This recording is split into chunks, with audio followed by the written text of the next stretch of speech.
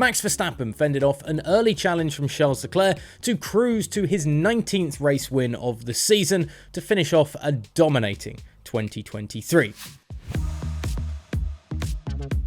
The Dutchman had to deal with the speeding Scuderia driver through the opening few corners, but after holding off the Monegasque man, the race at the Yas Marina circuit was like so many others this year, a cruise to the finish line. The victory means that Verstappen has not only the most race wins in a single season, but the Dutchman was on the podium for every single race but one, his 5th place in Singapore, the only time he wasn't involved in the champagne celebrations, with 21 top 3 finishes being a new single season record. The street circuit race was also the only time that he was beaten by a non-Red Bull driver.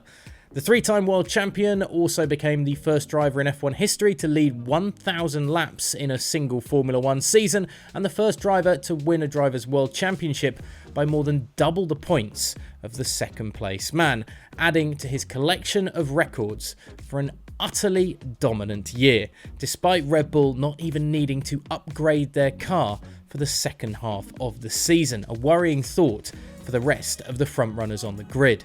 I have to say a big thank you to Red Bull, it's just been an incredible year, said Verstappen after the race. It will be hard to do something similar again, but we definitely enjoyed this year.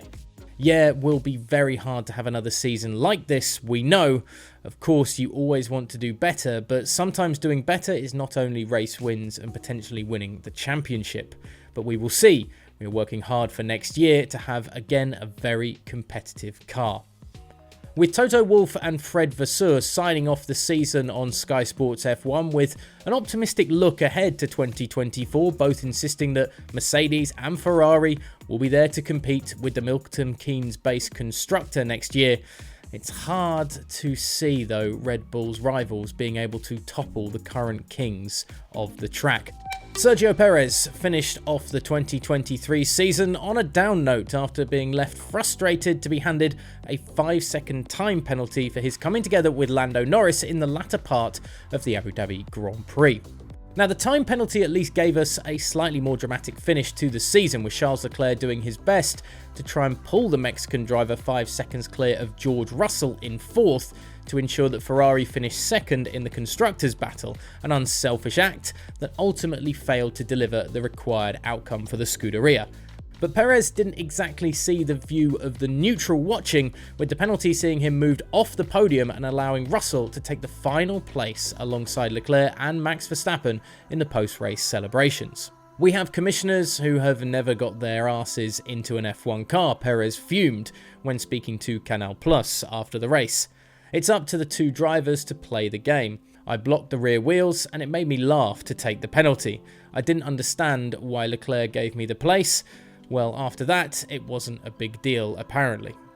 While Norris declared the move from Perez a clumsy piece of driving, Perez received a formal warning from the stewards after the race for his outcry on the team radio during the Grand Prix over the punishment that was handed out to him, leaving his season finale overshadowed slightly as he and his teammate can now get down to celebrating the first driver's 1-2 finish in the standings for Red Bull.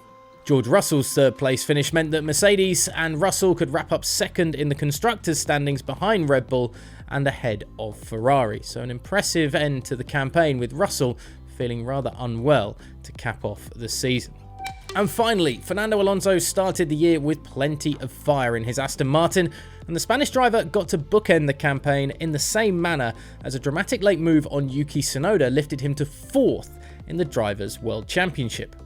Alonso's overtake on the AlphaTauri man, who in turn finished with his best result of the season at Yas Marina, pulled the Spaniard level on points with Charles Leclerc and won ahead of Lando Norris, allowing the elder statesman to finish in the top 4 of the drivers' standings on countback ahead of the Ferrari man.